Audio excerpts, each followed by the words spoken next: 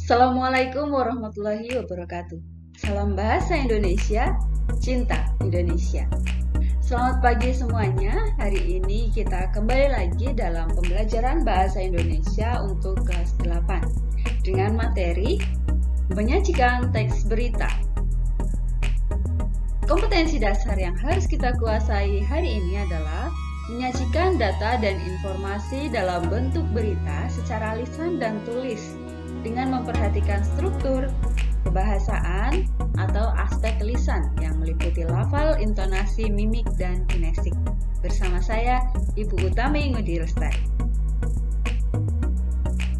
Bagaimanakah cara menyajikan teks berita? Ternyata teks berita dapat disajikan dengan dua cara, yaitu secara tertulis dan secara lisan. Yang pertama, menyajikan teks berita secara tertulis. Langkah-langkahnya, kita mulai dari yang paling bawah, yaitu menentukan sumber berita. Sumber berita kita tentukan dari berita apa yang akan kita liput.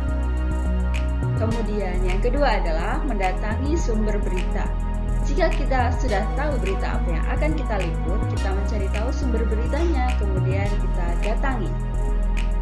Kita mendatangi sumber berita untuk mencari informasi dengan melakukan wawancara atau dokumentasi. Berikutnya adalah mencatat fakta.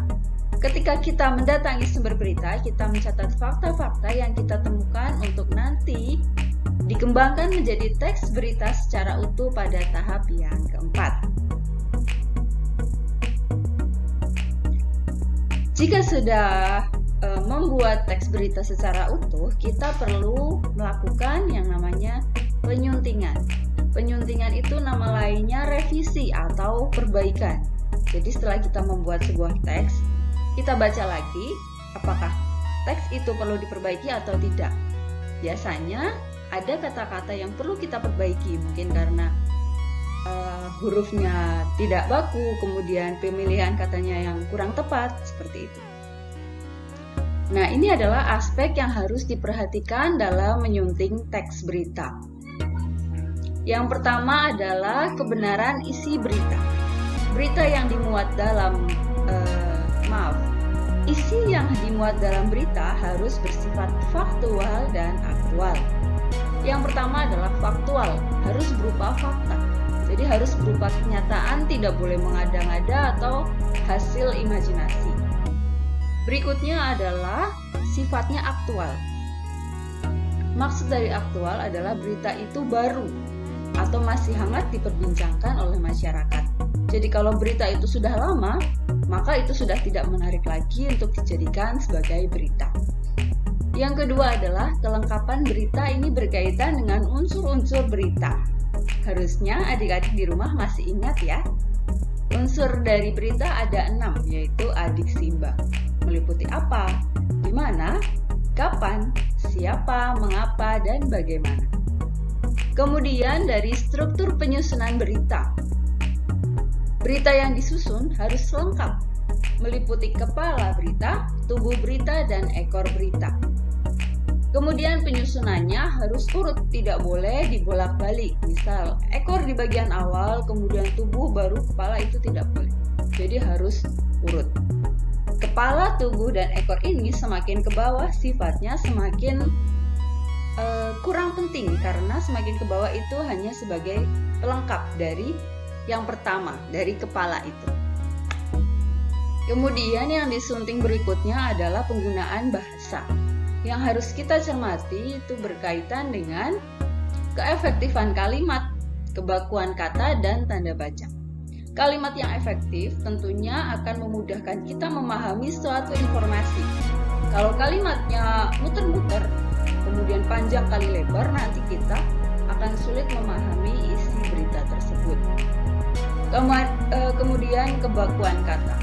Jika sebuah berita menggunakan kata-kata yang asing atau kata-kata yang tidak baku, seperti bahasa gaul misalnya, tidak semua orang akan memahami itu. Jadi kita harus menggunakan bahasa yang baku. Kemudian tanda baca. Ketika kita menulis, otomatis tanda baca akan tampak. Di mana titik, di mana tanda koma, di mana tanda tanya, dan sebagainya.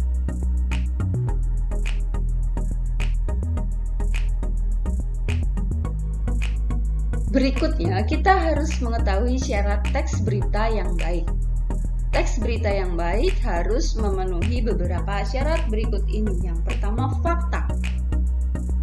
Fakta sudah dijelaskan tadi ya, harus nyata. Kemudian aktual, yaitu hangat atau baru. Kemudian seimbang. Maksud dari seimbang, itu berita tidak boleh memihak kepada siapapun.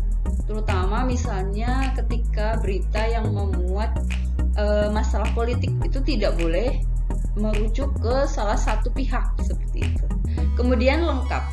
Strukturnya harus lengkap, ada kepala, tubuh, dan ekor. Kemudian harus memuat unsur-unsur berita, yaitu adik simbang.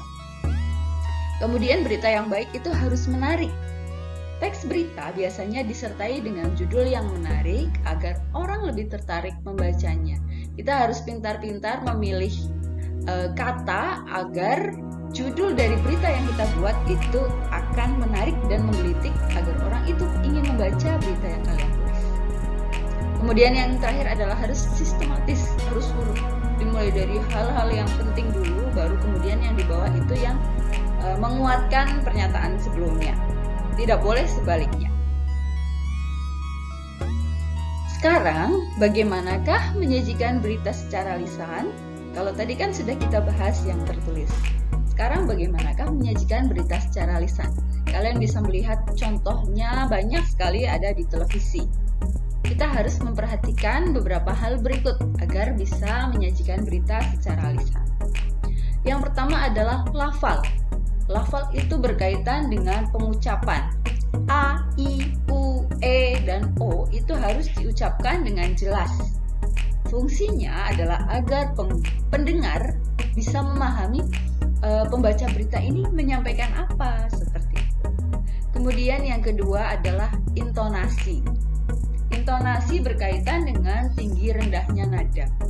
Seorang pembaca berita kalau membacakan berita dengan nada yang datar terus seperti itu, maka pendengar akan merasa bosan.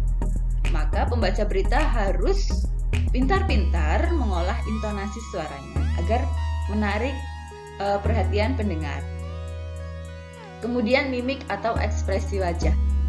Seorang pembaca berita harus bisa memainkan ekspresi wajah. Misal menyampaikan berita mengenai berita duka, maka ekspresi yang harus ditunjukkan itu tidak selalu tersenyum, tertawa seperti itu. Tapi berbeda dengan menyampaikan hasil olimpiade yang menunjukkan bahwa Indonesia memperoleh medali emas, maka harus disampaikan secara menggebu-gebu dan bersemangat. Seperti itu. Kemudian yang keempat adalah kinesik atau gerak tubuh. Seorang pembaca berita, terutama yang tampil di televisi, itu harus menunjukkan gerak tubuh yang memperkuat berita yang disampaikan. Baik dia dengan duduk atau berdiri, seperti itu. Biasanya yang ada di studio akan berbeda dengan yang ada di lapangan. Jadi gerak tubuh seperti menggerakkan tangan seperti ini, itu bisa digunakan untuk menguatkan isi berita yang disampaikan. Nah, apakah kalian siap untuk menjadi seorang pembaca berita? Ayo kita belajar menjadi pembaca berita.